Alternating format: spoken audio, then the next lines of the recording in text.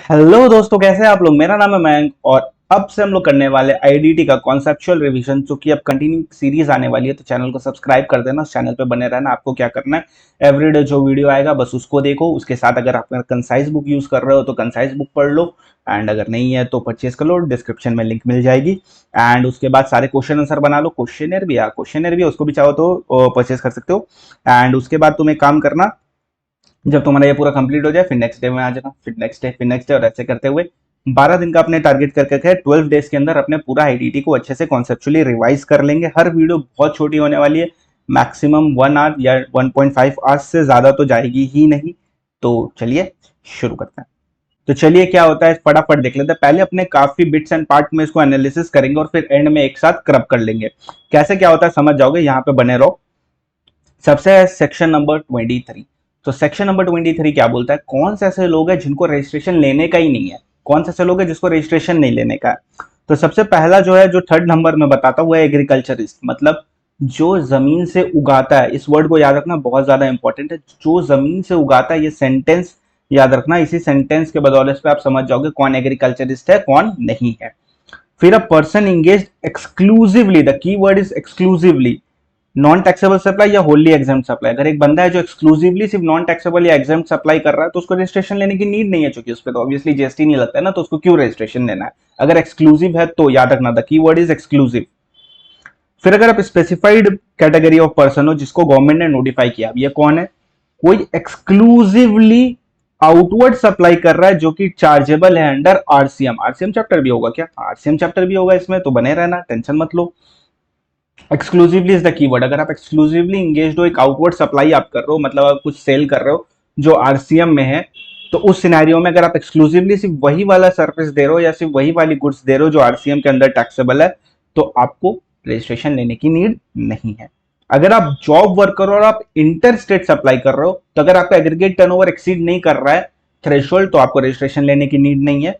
और अगर आप job work in relation to goldsmith और सिल्वर स्मिथ हो, तब तो आपको लेना पड़ेगा, अगर आप इंटरस्टेट कर रहे हो तो मैंने क्या बोला, सेक्शन नंबर 23 किसको नहीं लेना, जो एक्सक्लूसिवली इंगेज है नॉन टैक्सेबल और एग्जेम्प्ट में, या एग्रीकल्चरिस्ट यानी जो जमीन से उगाता है वो, और या तो फिर अगर आप इंटर स्टेट सप्लाई करो, आप जॉब वर्क हो, अगर आपका एग्रीगेट टर्नओवर एक्सीड नहीं कर रहा है तो आपको नहीं लेना। पर अगर आप गोल्ड स्मिथ सिल्वर स्मिथ वाले जॉब वर्कर हो तो फिर आपको लेना पड़ेगा।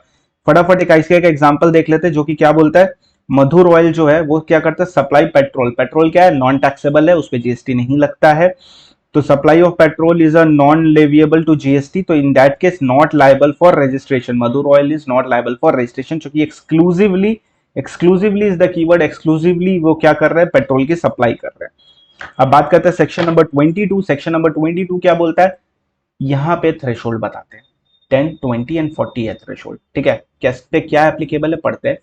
तो यहाँ क्या बोलता है, अगर आपका एग्रीगेट टर्नओवर, ठीक है, टैक्सेबल सप्लाई का एग्रीगेट टर्नओवर टैक्सेबल सप्लाई का अगर एक्सीड करता है 10 लाख, अगर आप M2NT में है, M2NT बता रहे हैं, Mizoram Manipur Nagaland Tripura, Mizoram Manipur Nagaland Tripura, and in that scenario अगर आपका एग्रीगेट टर्नओवर टैक्सेबल सप्लाई का इज अप टू 10 लाख तो आपको नहीं लेना। 10 लाख एक्सीड हो गया तो आपको रजिस्ट्रेशन लेना है।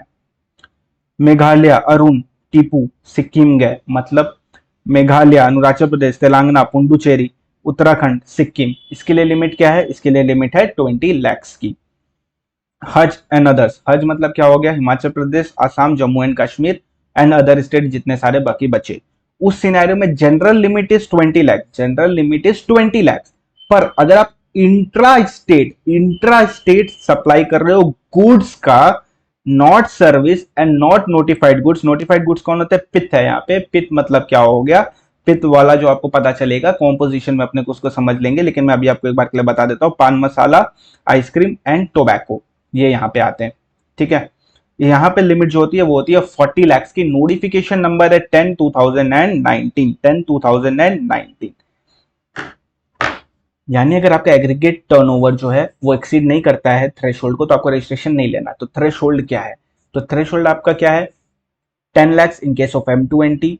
फिर मेघा, टीपू, अरुण, सिक्किम गए, यहाँ पे लिमिट क्या है 20 लाख की। हज एंड अदर्स के लिए क्या लिमिट है, हज एंड अदर्स के लिए जो लिमिट है वो है, general limit is 20 lakh, but अगर आप हज एंड अदर्स में हो और आप सिर्फ इंट्रा कर रहे हो, गुड्स कर रहे हो, नोटिफाइड गुड्स नहीं कर रहे हो और सर्विस नहीं कर रहे हो, तो in that scenario your limit will be 40 lakhs, notification 10 2019 के तहत। ये taxable supply, taxable supply, taxable supply, इसका कुछ मतलब है क्या? बिल्कुल मतलब है, तभी तो जोर दे रहा था। चलो आ जाओ बताता हूं। तो ये एक सिनेरियो है, इस सिनेरियो को समझते तो इससे आपको काफी चीज क्लैरिटी में आ जाएगी। आपका एक ब्रांच है महाराष्ट्र में, आपका एक ब्रांच है मिजोरम में, आप दोनों से टैक्सेबल सप्लाई कर रहे हो। एक से आपकी एग्रीगेट टर्नओवर हुई है 8 लाख की, सॉरी, एक में आपका टर्नओवर हुआ है 8 लाख का और एक में आपका हुआ है 1 लाख का। अब एग्रीगेट टर्नओवर क्या होता है वो तो अपने नीचे ऑलरेडी पढ़ेंगे, बट उससे पहले मैं आपको एक बार सिंपल से वर्ड्स में बता दूं, आपका जितने भी ब्रांचेस ऑल ओवर इंडिया है सबका टर्नओवर क्लब कर दो एक साथ, तो हो गया एग्रीगेट टर्नओवर। तो ये दोनों को जोड़ दिया तो अपना एग्रीगेट टर्नओवर क्या हो गया? 9 लाख। फिर अपने एक और कॉलम बनाएंगे, उसमें लिखेंगे एप्लीकेबल एग्रीगेट टर्नओवर, यानी थ्रेशोल्ड वाला एप्लीकेबल एग्रीगेट टर्नओवर आपके लिए क्या होगा। तो मैंने क्या बोला, जितने भी टैक्सेबल सप्लाई किया है वो होता है।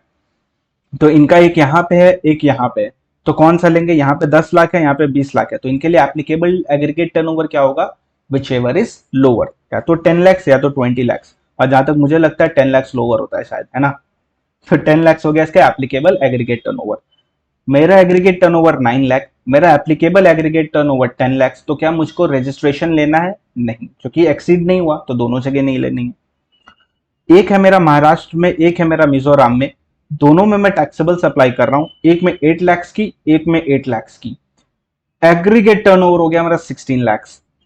अब मेरे लिए एप्लीकेबल कौन सा होगा, महाराष्ट्र वाला कि मिजोरम वाला? तो अपने सिंपली देखेंगे विच एवर इज लोअर, तो लोअर इज 10 लाख, तो इस सिनेरियो में अपने पास क्या एप्लीकेबल हो जाएगा? Applicable aggregate turnover is 10 lakh, our aggregate turnover is 16 lakh, we have exceeded the aggregate turnover, applicable aggregate turnover, so we have to take registration दोनों जगह, महाराष्ट्र में और मिजोरम में। यहाँ पे देखो, यहाँ पे चेंज है, ध्यान देना। एक में अपने टैक्सेबल कर रहे हैं, एक में अपने नॉन टैक्सेबल सप्लाई कर रहे हैं, नॉन टैक्सेबल सप्लाई। एक में अपना टर्नओवर है 8 लाख, एक में अपना है 9 लाख, तो एग्रीगेट टर्नओवर हो गया 17 लाख। अब मैंने क्या बोला, अपने जनरली क्या लेते हैं? विच एवर इज लोअर, पर ध्यान दो यहाँ कीवर्ड क्या है? टैक्सेबल। क्या है कीवर्ड? टैक्सेबल। यहां कर रहे हैं नॉन टैक्सेबल, तो इसको नहीं लेंगे, तो अपना हो जाएगा क्या? 20 और नील, ये वाला तो लेना ही नहीं है, तो ऑब्वियसली 20 आएगा, तो 20 आ गया। Applicable aggregate turnover is 20 and our aggregate turnover is 17, have we exceeded the limit? No, तो इन दैट सिनेरियो दोनों जगह रजिस्ट्रेशन नहीं लेना है। नेक्स्ट में आते हैं, महाराष्ट्र मिजोरम, एक से टैक्सेबल एक से नॉन टैक्सेबल। यहाँ पे 22 लाख की टर्नओवर है, यहाँ पे 8 लाख की टर्नओवर है, एग्रीगेट टर्नओवर दोनों को ऐड कर दिया तो आ गया 30 lakh. Applicable aggregate turnover same जो ऊपर कॉन्सेप्ट लगा है वही लगाएंगे, महाराष्ट्र वाला ही सिर्फ लेंगे, क्योंकि अपने को क्या लेना है? टैक्सेबल सप्लाई वाला। तो अपने क्या लिए? महाराष्ट्र का लिए, that is 20 lakh applicable aggregate turnover, और aggregate turnover is 30 lakhs, so we have exceeded the applicable aggregate turnover, so we have to get registered, but we will take registration only where we are supplying taxable। ठीक है, जहां से taxable supply कर रहे हैं बस वहीं पे रजिस्ट्रेशन लेंगे, नॉन टैक्सेबल में कभी रजिस्ट्रेशन नहीं लेंगे। क्यों नहीं लेंगे? ऊपर पढ़ के आए थे ना, इसीलिए नॉन टैक्सेबल पे कभी भी रजिस्ट्रेशन नहीं लेंगे। होप सो इसकी वजह से आपका काफी सारा डाउट क्लियर हो गया होगा। ये बहुत इंपॉर्टेंट है, काम करो स्क्रीनशॉट ले लो, राइटिंग थोड़ी एडजस्ट कर लेना यार, ठीक है, स्क्रीनशॉट ले लो इसको। अच्छा, एक और बात आपको बताना चाहूंगा जो कि आपको ध्यान देनी है, वो ये है कि मैंने यहाँ पे 20 लैक्स लिया, 20 लैक्स लिया, 40 लैक्स नहीं लिया। 40 लैक्स वाला होगा तो 40 लैक्स लेंगे, 20 आए तो 20 मैंने लिया है ताकि थोड़ा सिंपल कर सकूं एग्जाम्पल को, इसलिए। अगर यहाँ 40 वाला होता है, 40 किसके लिए होता है वैसे? 40 हज एंड अदर्स में होता है ना। अगर तुम क्या कर रहे हो? इंट्रा कर रहे हो, गुड्स कर रहे हो, नोटिफाइड नहीं है और सर्विस नहीं है, तो ही तुमको 40 मिलेगा 10 2019 के तहत। आ जाओ, तो एक सर्कुलर है, एग्जाम्पल है जो कि है आईसीआई का। चलो फटाफट देख लेते हैं। देखो, supply of taxable goods in Maharashtra, Maharashtra में हम लोग टैक्सेबल सप्लाई कर रहे हैं। Alcoholic liquor for human consumption जो है वो अपने किस में कर रहे हैं? नागालैंड में कर रहे हैं, याद रखना, नागालैंड में। करेंट फाइनेंशियल ईयर में 34 लाख है महाराष्ट्र में और 8 लाख है नागालैंड में, ठीक है। एक्सक्लूसिवली इंगेज्ड है उसमें हम लोग, तो एप्लीकेबल थ्रेशोल्ड लिमिट अपने लिए क्या हो जाएगा? 40 lakhs हो जाएगी। The threshold limit will not be reduce to 10 lakhs। क्यों? As supply of alcoholic liquor for human consumption are non taxable. And if agree, फिर मतलब ये अपना कौन सा आ गया, ये आ गया अपना ये वाला एग्जाम्पल, समझ गए? तो अपने को रजिस्ट्रेशन कहाँ लेना होगा? सिर्फ महाराष्ट्र में लेना होगा, राइट? होप सो क्लियर हो गया होगा। एक एग्रीकल्चरिस्ट है जो इंगेज्ड इन कल्टीवेशन है, एक्सक्लूसिवली इंगेज्ड है, तो उसको रजिस्ट्रेशन नहीं लेना। पर करंट ईयर में उसने क्या किया है? ट्रेडिंग ऑफ राइस भी स्टार्ट कर दिया, तो अब उसको लेना पड़ेगा, उसका एग्रीगेट टर्नओवर एक्सीड किया तो turnover in current year is 32 lakhs and 9 lakhs from rice. 32 और 9 मान लेंगे कि इंट्रा कर रहा है, गुड्स है, तो इस सिनेरियो में क्या हो गया? 32 प्लस 9 इसका हो गया 41 और इसको 40 मिलता है, तो लाइबल टू रजिस्ट्रेशन, जो कि एक्सीड हो गया है। होप सो ये आपको बहुत अच्छे से समझ में आ गया होगा कौन कौन पर्सन लाइबल है। अगर टैक्सेबल सप्लाई का एग्रीगेट टर्नओवर एक्सीड करता है थ्रेशोल्ड को, थ्रेशोल्ड क्या है? M2NT के लिए 10 है, मेगा, अरुण, टीपू, सिक्किम गए उसके लिए है आपका 20 एंड हज एंड अदर्स के लिए general limit is 20। But if you are doing only goods intra and no service and no notified goods, in that scenario आपके लिए लिमिट है 40 lakhs, नोटिफिकेशन 10 2019 के तहत। इको एनालिसिस देख लेते हैं, बहुत सिंपल है। इको एनालिसिस में क्या होता है? इको एनालिसिस में बहुत सिंपल सी चीज होती है कि अगर आप सप्लाई ऑफ गुड्स कर रहे हो तो आपको कंपलसरी रजिस्ट्रेशन लेना है। अगर आप इको के थ्रू, इलेक्ट्रॉनिक कॉमर्स ऑपरेटर के थ्रू अगर आप सप्लाई ऑफ गुड्स कर रहे हो तो आपको कंपलसरी रजिस्ट्रेशन लेना है। अगर जनता खाद्य भंडार है और वो अमेजोन के थ्रू अगर सेल कर रहा है तो उसको कंपलसरी रजिस्ट्रेशन लेना पड़ेगा। पर अगर आप सप्लाई ऑफ सर्विस हो, फिर देखेंगे आप 9(5) वाले हो कि अदर देन 9(5) वाले हो। अगर आप 9(5) वाले हो तो टेंशन मत लो, आरसीएम चैप्टर में समझ जाओगे ये वाला।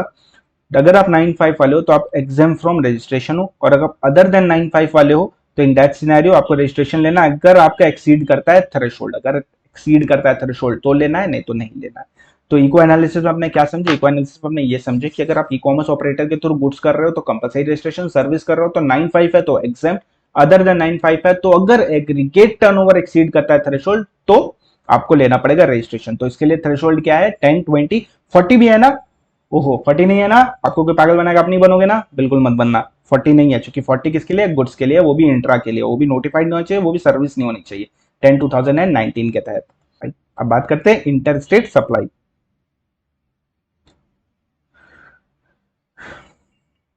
अगर आप इंटर स्टेट सप्लाई करते हो ना 1 रुपया का भी, तो आपको कंपलसरी रजिस्ट्रेशन। अगर आपने इंटर स्टेट सप्लाई की 1 रुपए की भी तो आपको कंपलसरी रजिस्ट्रेशन है। बट कुछ एनालिसिस है, सब जोड़ जाड़ के बता रहा हूँ, एग्जामेशन वगैरह सब। तो यहाँ आ जाओ। अगर आप हैंडीक्राफ्ट गुड्स के करते हो और अगर आपका एग्रीगेट टर्नओवर एक्सीड नहीं करता है थ्रेशोल्ड, या आप जॉब वर्क वाले हो और आपका एग्रीगेट टर्नओवर एक्सीड नहीं करता है थ्रेशोल्ड को, तो आप एग्जाम फ्रॉम रजिस्ट्रेशन हो। अगर आप टैक्सेबल सर्विस हो, मैं गुड्स नहीं बोल रहा हूं, मैं सर्विस बोल रहा हूं, ध्यान दो मेरी बातों पे। टैक्सेबल सर्विस वाले हो, नोटिफिकेशन 10 2017 के तहत अगर आपका एग्रीगेट टर्नओवर एक्सीड नहीं करता है थ्रेशोल्ड तो आप एग्जाम फ्रॉम रजिस्ट्रेशन। अगर आप इंटर स्टेट कर रहे हो तो, मैंने क्या बोला? जनरली इंटर स्टेट करोगे तो कंपलसरी रजिस्ट्रेशन, बट अगर आप हैंडीक्राफ्ट और जॉब वर्क वाले हो और अगर आपका एग्रीगेट टर्नओवर एक्सीड नहीं करता है 10 20 और तब आप इंटर स्टेट कर रहे हो तो आपको रजिस्ट्रेशन नहीं लेना है। अगर आप सर्विस वाले हो और आपका एग्रीगेट टर्नओवर एक्सीड नहीं कर रहा है 10 20, तो इन दैट सिनेरियो आप को रजिस्ट्रेशन नहीं लेना पड़ेगा। आप एग्जाम फ्रॉम रजिस्ट्रेशन और इंटर करने के बावजूद भी बाकी सब सिनेरियो में अगर आप इंटर 1 रुपया का भी करोगे तो आपको रजिस्ट्रेशन लेना है। बाकी सब सिनेरियो मतलब गुड्स वगैरह हो गया, अगर आप गुड्स को कर रहे हो तो आपको कंपलसरी रजिस्ट्रेशन लेना पड़ेगा।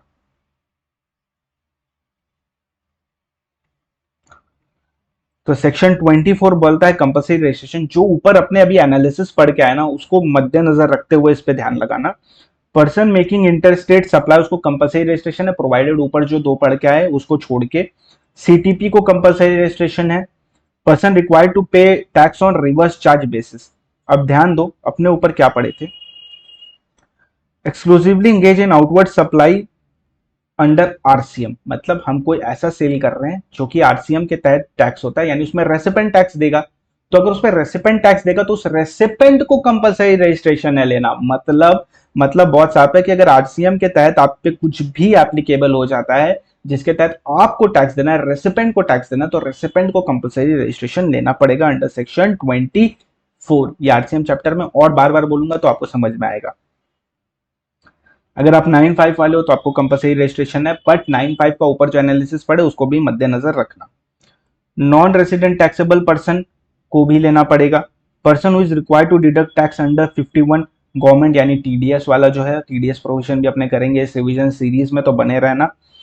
अ person who supplies on behalf of some other taxable person यानी एजेंट को, एजेंट के ऊपर कुछ डिस्कशन है जो मैं आपके साथ करूंगा एग्रीगेट टर्नओवर वाले पोर्शन में, इसी वीडियो में आएगा, उसमें काफी कुछ डिस्कशन है, यहाँ पे स्टार मार्क लगा देना, ये बहुत इंपॉर्टेंट है। आईएसडी को कंपलसरी, आईएसडी हम लोग आईटीसी चैप्टर में अच्छे से देखेंगे। एंड सप्लायर ऑफ ओआईडीआर सर्विस का सेपरेट वीडियो आएगा, वहां पे आप लोग समझ जाओगे ये क्या है। तो किसको कंपलसरी रजिस्ट्रेशन है? कोई इंटरस्टेट सप्लाई कर रहा है, प्लस ऊपर वाला याद रखना, सीटीपी को, एनआरटीपी को, टीडीएस वाले को, एजेंट को, एजेंट पे सेपरेट डिस्कशन है, याद रखना। आईएसडी अपना आईटीसी में आएगा और ओआईडीआर अपना एक सेपरेट वीडियो आएगा, वहां पे बता दूंगा अच्छे से। और 95 और आरसीएम के तहत जो रेसिपेंट है ना, जो टैक्स पे करने वाला, उसको कंपलसरी रजिस्ट्रेशन है। तो जनरल पॉइंट देख लेते हैं क्या है। रजिस्ट्रेशन जो जीएसटी का वो पैन बेस्ड है, स्टेट स्पेसिफिक है। इसका क्या मतलब हुआ, जो भी पढ़ के आए ये, इसका मतलब ये हुआ, ठीक है। नेक्स्ट अपने क्या बोले, where and by when to apply for registration. अब जिस दिन लाइबल हुए, फॉर एग्जांपल मान लो आपका 10, आपके 10 था, 10 लैक्स की थी आपकी लिमिट एक्सीड हुई, जिस दिन एक्सीड हुई वहां से 30 दिन के अंदर अप्लाई कर देना रजिस्ट्रेशन को। तो जिस दिन एक्सीड हुआ वो तुम्हारा इफेक्टिव डेट ऑफ रजिस्ट्रेशन माना जाएगा, और अगर 30 दिन में नहीं किया तो जिस दिन आरसी आएगी उस दिन माना जाएगा तुम्हारा इफेक्टिव डेट ऑफ रजिस्ट्रेशन है। आरसी मतलब रजिस्ट्रेशन सर्टिफिकेट। तो इससे क्या इंपैक्ट पड़ेगा, इसका इंपैक्ट तुमको आईटीसी चैप्टर में पता चलेगा, ओके। और सीटीपी एनआरटीपी को at least 5 day prior to commencement of business apply करना है रजिस्ट्रेशन के लिए। सीटीपी को, एनआरटीपी को एटलीस्ट 5 डे प्रायर, शुरू करने से 5 दिन पहले अप्लाई कर देना रजिस्ट्रेशन को। सीटीपी बोल रहा हूं, एनआरटीपी नहीं बोल रहा हूं, गलती मत करना। जो सीटीपी है उसको एडवांस डिपॉजिट करना पड़ता है, टैक्स का एस्टिमेट करना पड़ता है, कितना शायद मेरा टैक्स आएगा, उतना उसको एडवांस डिपॉजिट करना पड़ता है at the time of obtaining registration. CTP बोल रहा हूं, एनआरटीपी नहीं बोल रहा हूं, कंफ्यूज मत होना। सीटीपी एनआरटीपी दोनों बोल रहा हूं इस बार, ठीक है, सीटीपी एनआरटीपी दोनों बोल रहा हूं इस बार। कितने दिन की वैलिड होती है इनकी, देखो, कभी भी 90 मत बोल देना डायरेक्ट, ठीक है, कभी भी 90 मत बोल देना स्ट्रेट अवे। क्या बोलेंगे, specified in the registration application और 90 days which ever is earlier, और 90 प्लस 90 होता है, इसमें एक्सीडिंग मिल जाता है।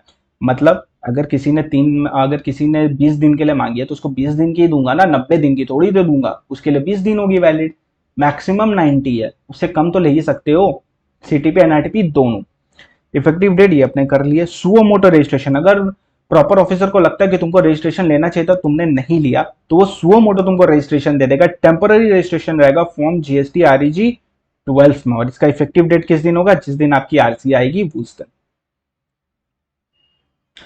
देखो, सुगम सर्विस लिमिटेड का एक्सीड हुआ 20 लाख ऑन 1 नवंबर, तो लाइबल टू रजिस्ट्रेशन कब तक है, 1 दिसंबर, 30 डेज के अंदर तक अप्लाई कर देना है उसको। 3 ब्रांचेस है मेरे, एक मुंबई पुणे ब्रांच है engage in supply of garment, and Mahabaleshwar branch है जो कि इंगेज इन शूज है। ये तीनों ही महाराष्ट्र में ही आते हैं, विद इन सेम स्टेट है। तो मेरे पास ऑप्शन है, मेरे पास क्या ऑप्शन है, हम सिंगल रजिस्ट्रेशन ले लेंगे, उसमें सब कुछ डाल देंगे, एक को प्रिंसिपल प्लेस ऑफ बिजनेस दिखा देंगे, एक को एडिशनल प्लेस ऑफ बिजनेस दिखा देंगे, बाकी दो को। और या तो हम क्या कर सकते हैं, ऑब्टेन कर सकते हैं separate registration for each of the 3 branches in Mumbai. दोनों ऑप्शन अवेलेबल है। डीम डिस्टिंग पर्सन वाला एक कॉन्सेप्ट है, वो इसमें लगता है, वो आपको सप्लाई चैप्टर में पता चलेगा। Krishnadev and company engaged in supplying taxable goods is registered in Rajasthan. It wishes to participate in 5 days exhibition being held in Delhi. तो अगर 5 डेज एग्जीबिशन में वो जाना चाहता है तो वो क्या लेगा, सीटीपी लेगा। कहाँ पे लेगा, दिल्ली में लेगा। भले ही वो वहां पे रजिस्टर्ड है, बट दिल्ली में उसको सीटीपी का रजिस्ट्रेशन लेना पड़ेगा 5 डेज प्रायर। तो उसको ऑब्टेन करना registration as casual taxable person. Penalty 122 की पेनल्टी लगती है, उसमें 122 की पेनल्टी लगती है, जो कि क्या बोलता है, अगर आप लाइबल टू रजिस्ट्रेशन थे, आपने रजिस्ट्रेशन नहीं लिया, तो 100% ऑफ टैक्स और 10,000 विच एवर इज हायर, इतने की पेनल्टी लग जाएगी। 122 में आपकी पेनल्टी लगती है, लाइबल टू रजिस्ट्रेशन थे, नहीं लिया, 100% ऑफ टैक्स और 10,000 विच एवर इज हायर, इतने की पेनल्टी लगती है। लिमिटेशन टू चेंजेस, ये थोड़ा बड़ा कॉन्सेप्ट है, बट मैं आपको एक शॉर्ट में बताता हूं। अगर आपको अमेंडमेंट करना है नॉन कोर फील्ड में, अगर आपको अमेंडमेंट करना है नॉन कोर फील्ड में, तो आपको अप्रूवल लेने की नीड नहीं है। पर अगर आपको कोर फील्ड में अमेंडमेंट करना है तो आपको परमिशन लेना पड़ेगा प्रॉपर ऑफिसर का। नॉन कोर फील्ड मतलब क्या होगा, छोटे मोटे अमेंडमेंट्स, और कोर फील्ड मतलब हो गया मेजर अमेंडमेंट। कैंसिलेशन और सस्पेंशन ऑफ रजिस्ट्रेशन इंपॉर्टेंट है। मैं थोड़ा सा पानी पी लेता हूं, तुम भी पी लो। मैंने तो पानी पी लिया, तुमने पिया कि नहीं मुझे नहीं पता, पी लो बेटर रहेगा। ठीक है, और यहाँ पे मेरी बात सुनो, थोड़ा स्माइल करो यार, क्या दुखी दुखी पढ़ो, तुम्हारे दुखी रहने से सिलेबस कम नहीं होगा, सिलेबस उतना ही रहने वाला। थोड़ा स्माइल करके पढ़ो, थोड़ा अच्छा दिखोगे। चलो आ जाओ इधर। कैंसिलेशन और suspension of registration by proper officer और एप्लीकेशन बाय टैक्स पेयर, दोनों सिनेरियो में कैंसिल कर सकते हैं। शो कॉज नोटिस इशू होगा except in case of death. Reason क्या है, बिजनेस डिसकंटिन्यू कर दिया, फुल ट्रांसफर कर दिया बिजनेस का, डेथ हो गया प्रोपराइटर का, अमलगमेशन हो गया, डीमर्जर हो गया, डिस्पोजल ऑफ बिजनेस हो गया, change in constitution of business हो गया। अगर कोई प्रोसीडिंग आपका पेंडिंग है तो उस केस में आपका रजिस्ट्रेशन सस्पेंड हो जाएगा, यानी आप पे अगर कोई केस चल रहा है तो उस केस में आपका सस्पेंड हो जाएगा। Cancellation possible even from earlier date, पहले से, जब मतलब रेट्रोस्पेक्टिव भी कैंसिल कर सकते हैं आपका। अगर आपने कॉन्ट्रावेन किया कोई भी जीएसटी लॉ का, आप कॉम्पोजिशन डीलर हो और आपने रिटर्न नहीं फर्निश किया कॉन्सिक्यूटिवली 3 टैक्स पीरियड तक, अगर आप अदर डीलर हो आपने रिटर्न नहीं फर्निश किया कॉन्सिक्यूटिवली 6 मंथ तक, 6 महीने तक आपने रिटर्न नहीं लगाया, और कॉम्पोजिशन हो तो 3 टैक्स पीरियड तक आपने रिटर्न नहीं लगाया, वॉलेंटरी रजिस्ट्रेशन ले लिए हो और बिजनेस नहीं कमेंस किए हो 6 महीना तक, तो भी कैंसिल कर देंगे, वो भी रेट्रोस्पेक्टिव। या रजिस्ट्रेशन अगर आपने एफएमएस के थ्रू ऑब्टेन किया, एफएमएस मतलब fraud wilful misstatement separation of fact के थ्रू, आपने आईटीसी का वायोलेट किया है सेक्शन 16, अगर आपने सेक्शन 16 को वायोलेट किया है तो रेट्रोस्पेक्टिव कैंसिल कर देंगे। आपने rule 86 B payment of tax chapter में डिटेल में पढ़ेंगे, अगर आपने उसको वायोलेट किया है तो उस केस में भी आपका कैंसिल कर देंगे। आपने फर्निश किया detail of outward supply in GSTR 1, GSTR 1 में हम लोग आउटवर्ड सप्लाई का डिटेल देते हैं फॉर 1 और more tax period which is in excess of outward supply declared by him in valid return, और आपने जो फाइनल रिटर्न है उसमें जो बताया है, जीएसटीआर 1 में ज्यादा बताया, फाइनल रिटर्न में कम बताया, तो इन दैट सिनेरियो भी आपका रेट्रोस्पेक्टिव कैंसिल कर सकते हैं। पर कैंसिल कर दिया तो इसका ये कतई मतलब नहीं है कि आप लाइबल नहीं रहोगे कोई भी फ्यूचर या पास्ट वाले टैक्स जो भी आप पे बनता है उसको देने के लिए। आप ये नहीं बोल सकते नहीं मेरा तो कैंसिल हो गया मैं क्यों टैक्स दूं, नहीं ऐसे नहीं होगा। ठीक है, तो आप लाइबल रहोगे। जैसे ऑफिसर ने कैंसिल कर दिया 11 अक्टूबर को और टैक्स ड्यू जुलाई से सितंबर क्वार्टर का आया 50,000 रुपीज, तो इस पे कोई भी इफेक्ट नहीं होगा उसकी लाइबिलिटी पे, उसको ये पेमेंट करना ही पड़ेगा भले ही कैंसिल हो चुका हो। कुछ मिसलेनियस पॉइंट है, थोड़े इंपॉर्टेंट है, देख लो क्या है। अगर आप वॉलेंटरी रजिस्टर्ड हो तो आप कैंसिलेशन के लिए अप्लाई कर सकते हो, ऊपर ऑलरेडी पढ़ लिया।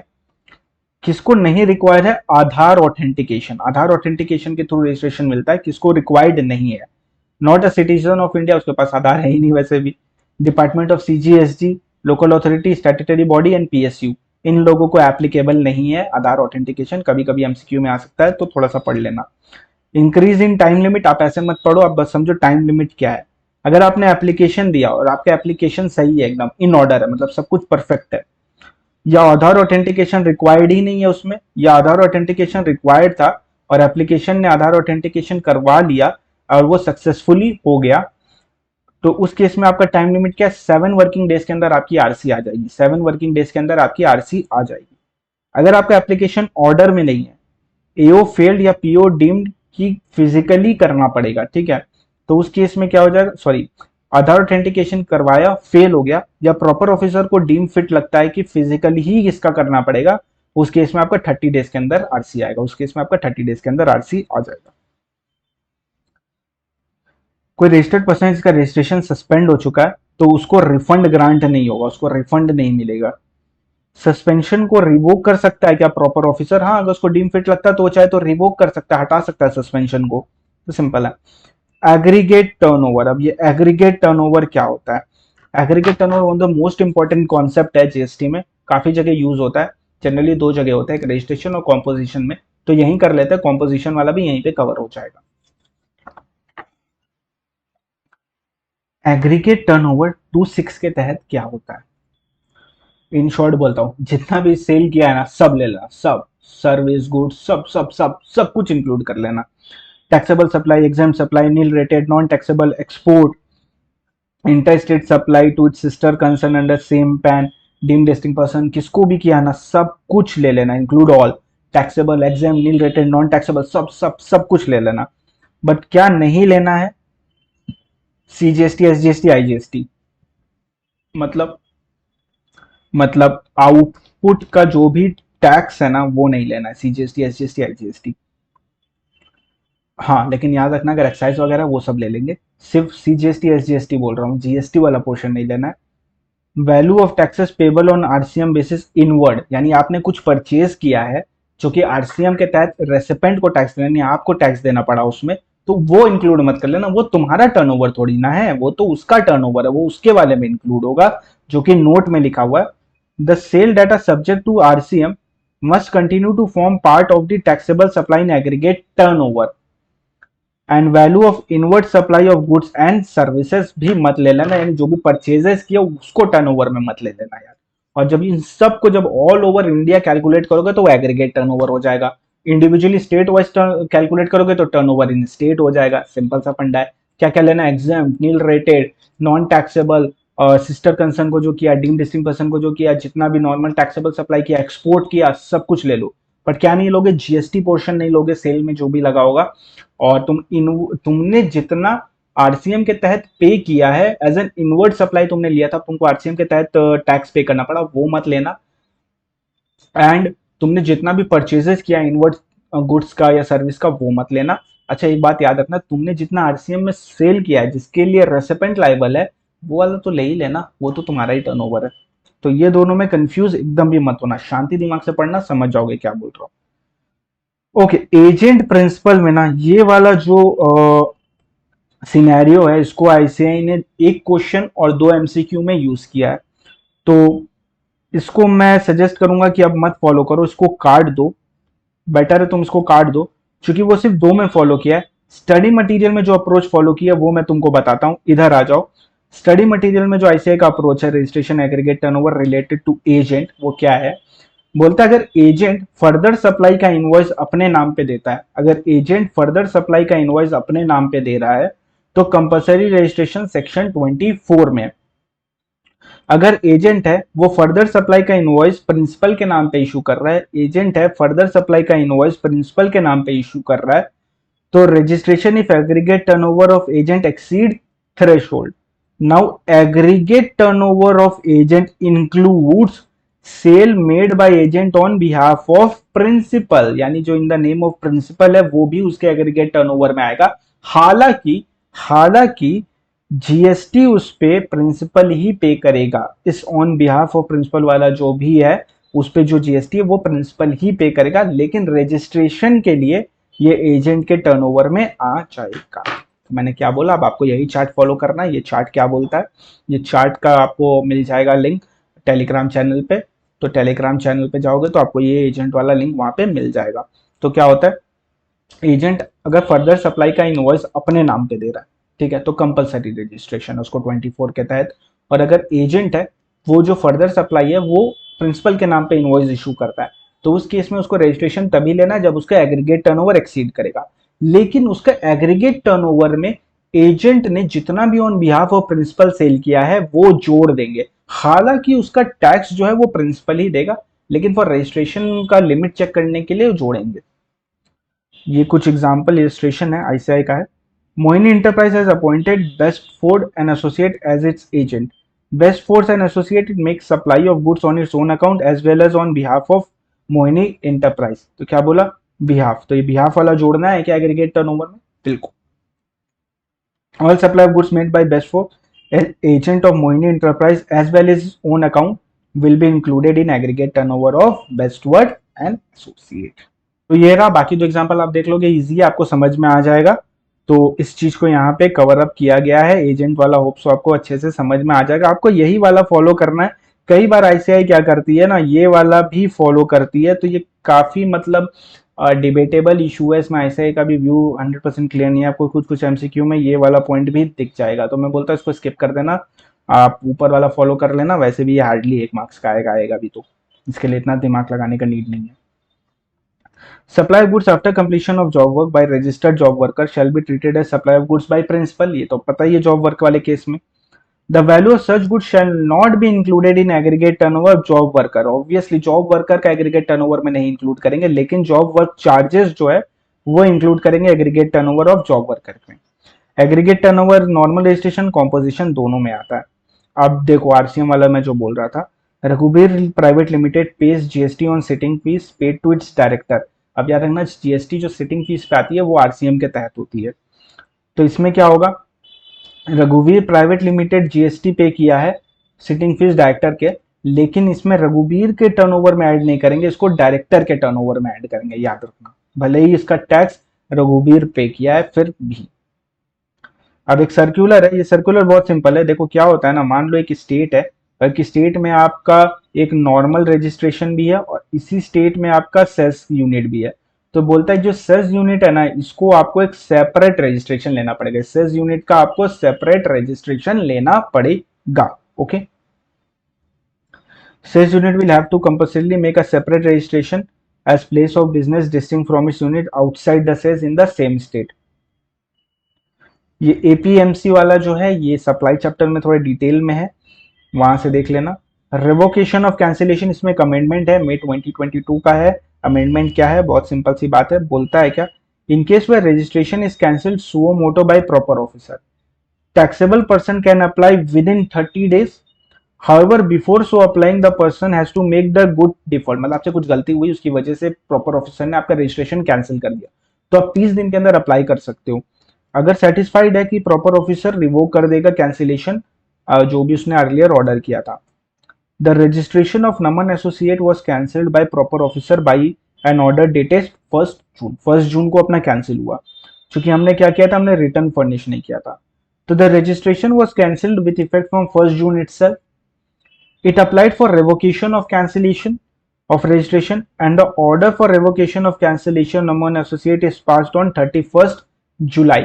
तो अब इसको क्या करना है, 1 जून से लेकर 31 जुलाई तक का सारा return with in a period of 30 days from 31 July and 30 अगस्त तक जमा करवा देना, 31 अगस्त तक जमा करवा देना। टॉपिक जो तुमको कवर करने हैं मेन बुक से, क्या कर सकते हो, चार्ट भी देख सकते हो अगर तुमको किसी का मिल जाए, या अगर आईसीआई का चार्ट है तो देख लेना। ये उतना इंपॉर्टेंट टॉपिक नहीं है, फिर भी एक बार देख लोगे तो बेटर रहेगा। आधार ऑथेंटिकेशन, रजिस्ट्रेशन का प्रोसीजर, आधार ऑथेंटिकेशन का procedure and procedure for amendment in registration. तो ये चीज 3 चीज अपने मेन बुक से देख लेना। एंड दैट्स इट आज के लिए। अब तुम क्या करोगे, फटाफट कंसाइज बुक को रीड कर लो, क्वेश्चन सॉल्व कर लो, एंड फिर कल आ जाओ नेक्स्ट वीडियो के लिए। अभी अपनी चल रही रिवीजन सीरीज, तो इस चैनल को सब्सक्राइब कर देना, वीडियो को लाइक कर देना और कमेंट करके बताना कैसा लगा पहला क्लास। एंड जरूर फॉलो करना हम लोग को टेलीग्राम पे, टेलीग्राम की लिंक आपको डिस्क्रिप्शन में मिल जाएगी और कमेंट सेक्शन पे भी मिल जाएगी। तो टेलीग्राम पे हमने को फॉलो कर लेना एंड बने रहना। 12 दिन के अंदर जीएसटी खत्म। चलो tata bye bye, take care.